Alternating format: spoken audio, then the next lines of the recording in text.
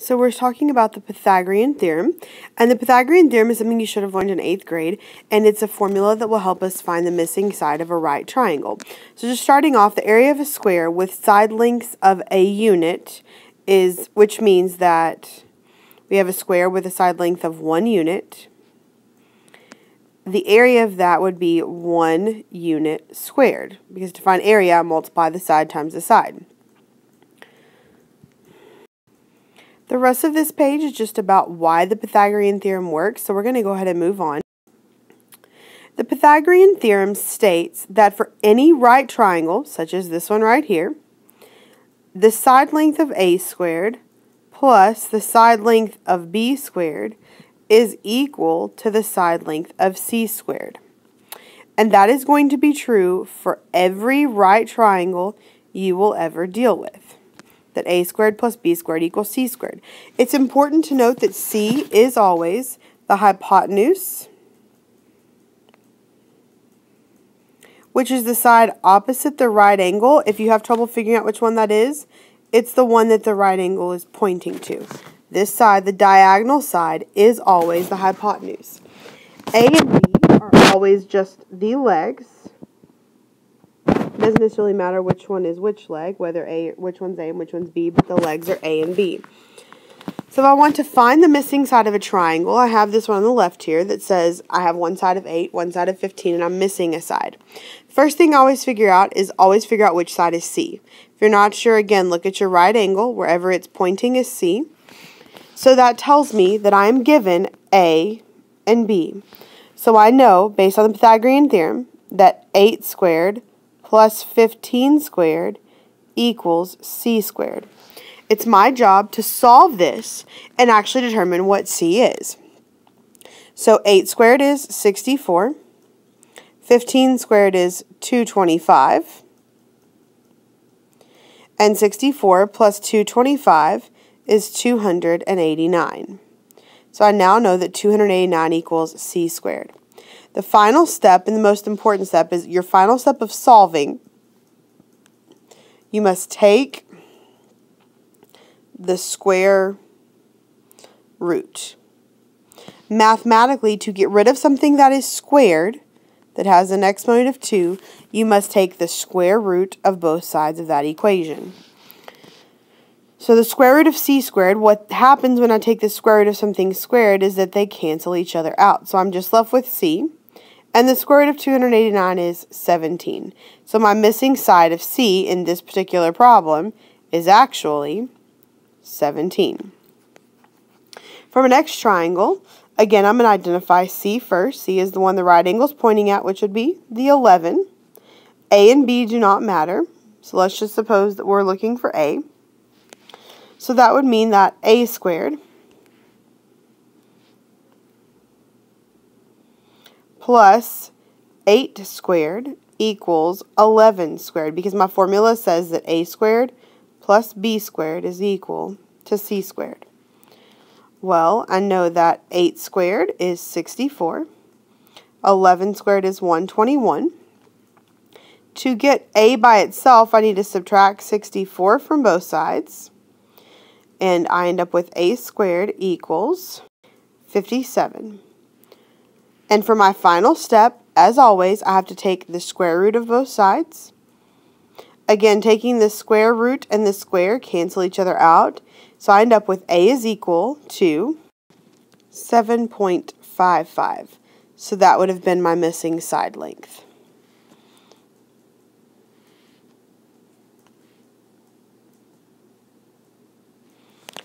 And it's always wise to use some common sense and think about this if those numbers actually make sense.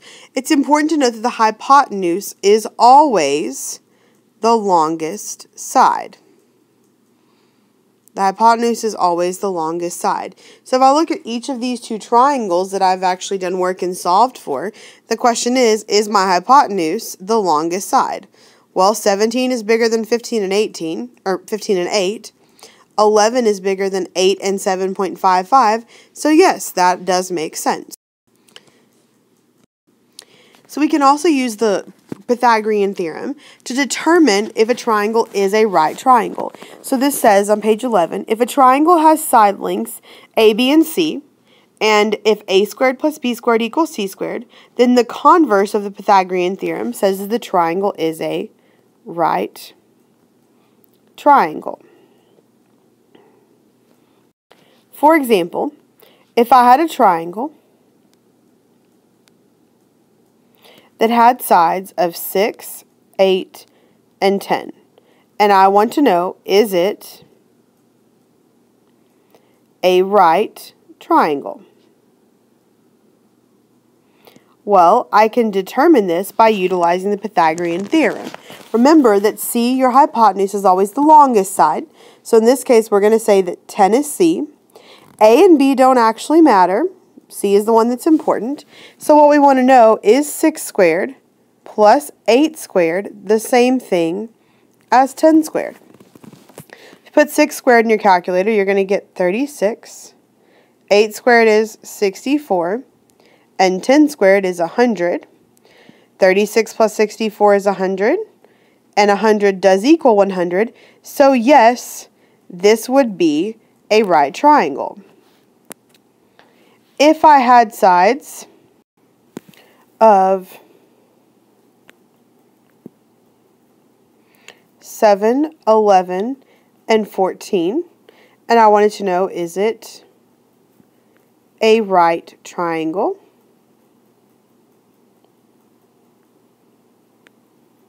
Well, again, C has to be the longest side. A and B don't matter. So 7 squared. My job is to figure out is 7 squared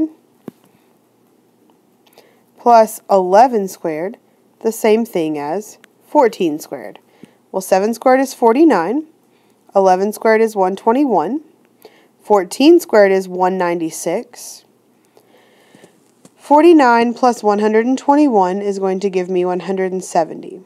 Well, since 170 is not the same thing as 196, this would not be a right triangle. So if the numbers work out and the two sides are equal, it is a right triangle. If the numbers don't work out and the two sides are not equal, it's not a right triangle. A Pythagorean triple is a set of whole numbers. A set of whole numbers that work in the Pythagorean theorem.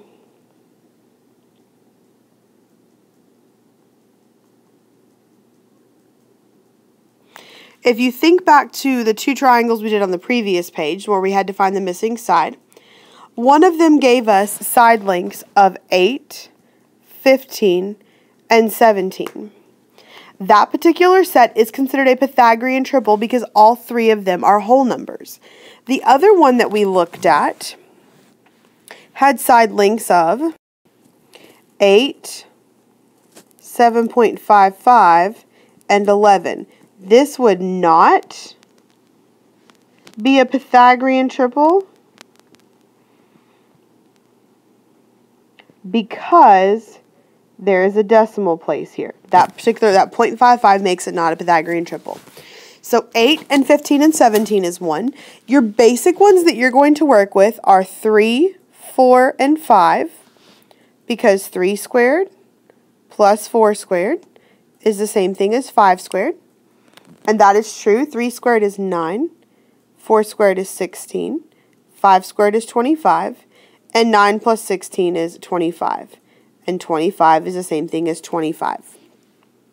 Another one that you're going to see a lot is 5, 12, and 13.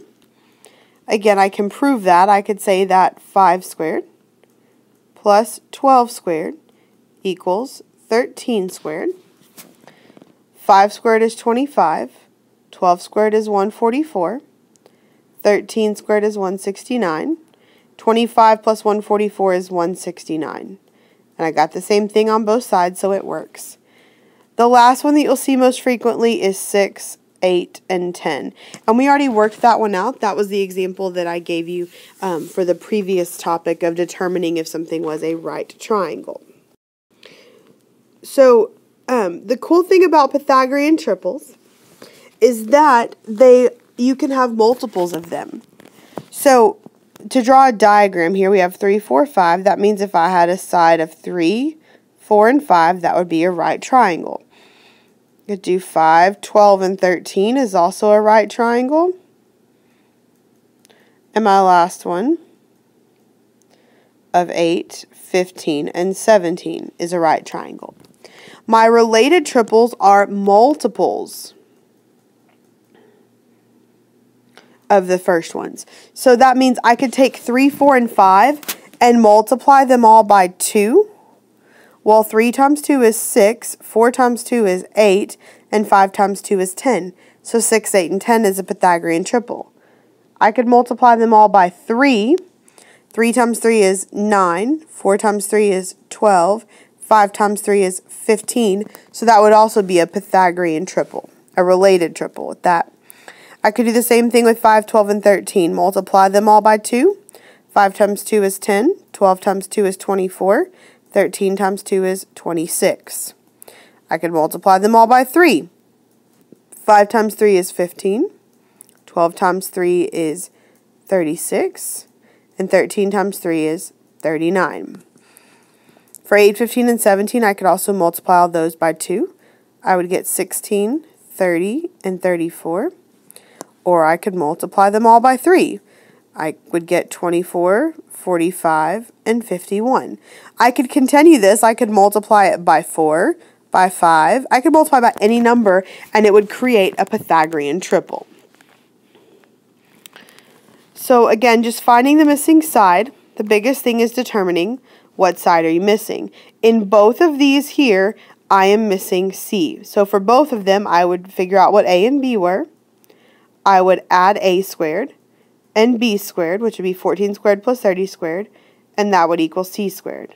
14 squared is 196, 30 squared is 900, equals C squared.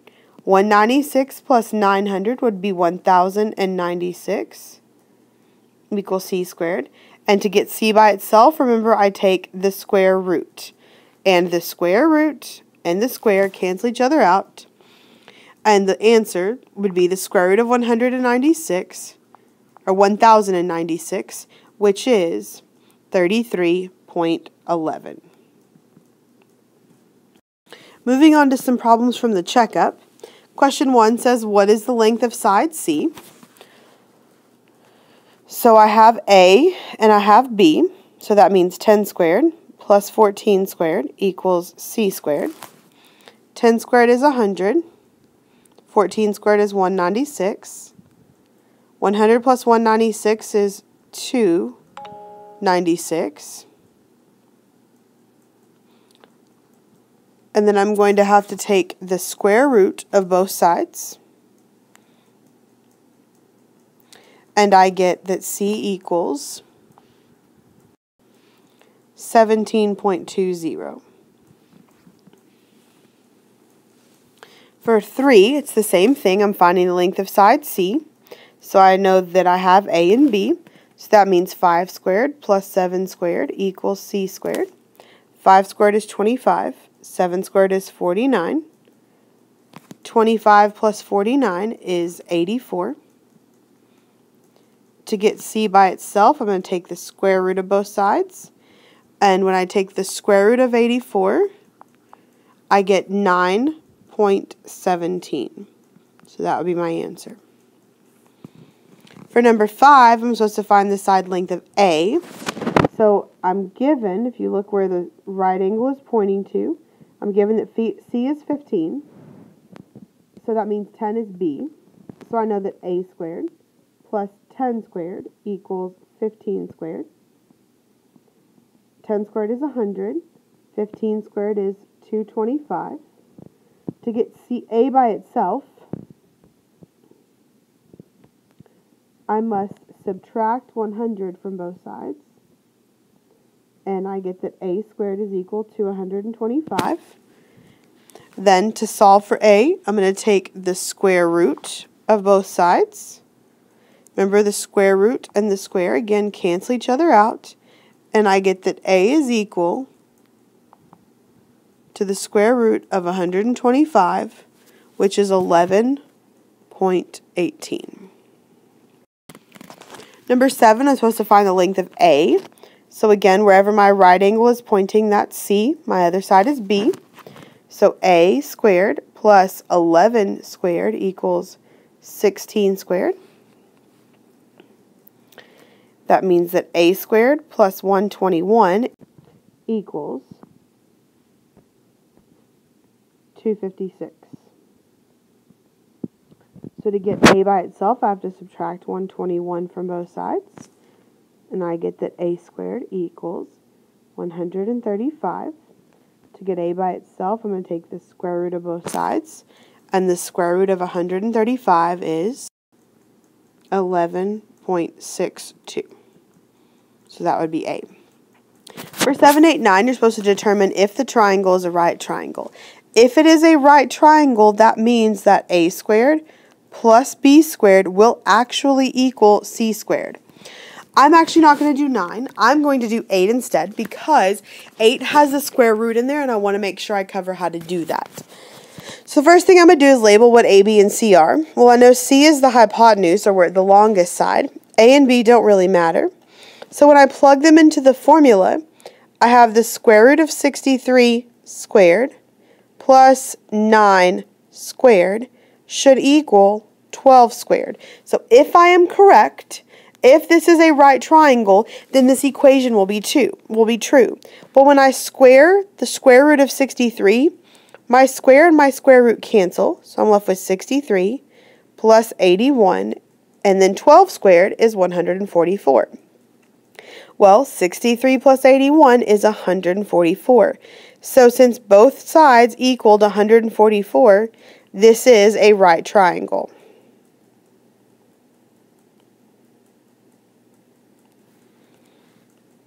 Number 11, determine if the numbers are Pythagorean triples.